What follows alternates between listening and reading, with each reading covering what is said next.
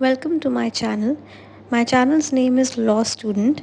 मैं लॉ से related videos अपने चैनल पे अपलोड करती हूँ और उन्हें एक्सप्लेन करती हूँ, प्लस उस टॉपिक पे आंसर राइटिंग कैसे करनी है वो भी साथ साथ में बताती हूँ, ताकि आप एक अच्छा आंसर फ्रेम कर सकें और आपको टॉपिक की नॉलेज भी गेन हो। सो आज का हमारा टॉपिक है फॉल्सेस इन ऊनो, फॉल्सेस इन ओमनिबस।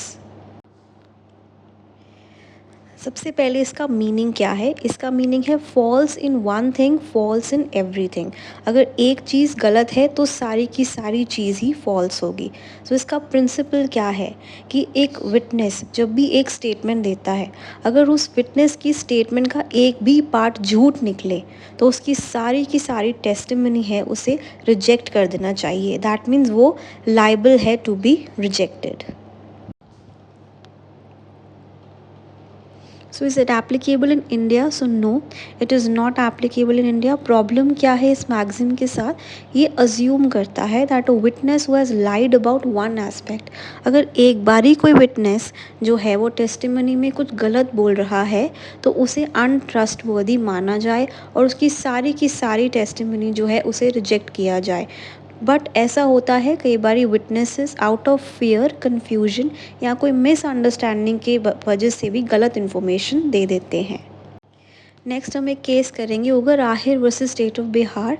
इसमें भी सुप्रीम कोर्ट ने सबसे पहले यही ऑब्ज़र्व किया है कि जो ये फॉल्सेस इन ऊनो, फॉल्सेस इन ओमनिबस एक साउंड रूल ऑफ लॉ नहीं है, ना ही एक रूल ऑफ प्रैक्टिस है, क्योंकि हमें कभी भी ऐसा विटनेस नहीं मिलता जो बिल्कुल सच बोले या थोड़ा सा भी झूठ कोई ऐसा विटनेस ना बोले। ऐसा विटनेस हमें कभी मिल ही नहीं सकता।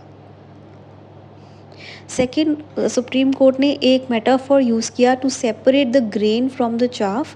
मतलब कि जो टेस्टिमनी है उसे, जो एविडेंस है उसे अच्छी तरह से स्क्रूटिनाइज करें, उसे देखें और उसे छानें कि गलत क्या है और सही क्या है। तो ये मेटाफॉर सुप्रीम कोर्ट ने यूज़ किया है। नेक्स्ट जो केस है वो है Kulwinder Singh versus state of Punjab. इसमें भी सुप्रीम कोर्ट ने यही ऑब्ज़र्व किया है कि ये मैक्सिम एप्लीकेबल नहीं है, क्योंकि witness partly truthful partly false भी हो सकता है। कि विटनेस जब भी कुछ कोई अपना बयान देता है तो वो थोड़ा सा ट्रूथ और उसमें थोड़ा सा झूठ भी होता है। एक और ऐसा पॉसिबल नहीं है कि कोई विटनेस जो है वो जब भी कोई एविडेंस देता है तो उसमें सब कुछ ट्रू ही हो। फर्दर कोर्ट ने क्या ऑब्ज़र्व किया कि ये कोर्ट की ड्यूटी है, court has to assess to what extent the deposition can be relied upon. ये ड्यूटी विटनेस की नहीं है, कोर्ट की है कि कोर्ट ने सेपरेट करना है फॉल्सहुड फ्रॉम ट्रूथ। कोर्ट को देखना है कि जो भी एविडेंस है उसमें कितनी बात सच है और कितनी बात झूठ है। और बहुत एक्सेप्शनल केसेस है जहाँ पे ये चीज़ पॉसिबल नहीं है, तब विटनेस की जो टेस्टिमनी है वो डिस्कार्ड करे एज अ होल। नेक्स्ट की एक रीसेंट केस है। इस केस में भी कोर्ट ने यही ऑब्ज़र्व किया है कि ये प्रिंसिपल जो है has no application to the courts in India. Therefore it is the duty of the court to remove the chaff from the grain in its pursuit for truth. So यहाँ पे duty किसकी बनती है? Court की। Court ने पता करना है कि सच क्या है।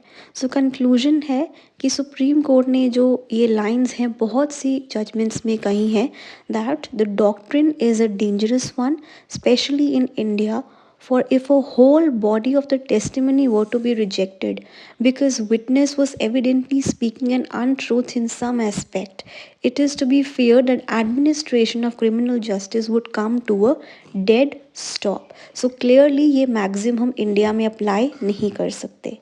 Thank you for watching, and if you want more videos, more law related videos, please like and subscribe, and if you want me to make video on any topic, please comment down below.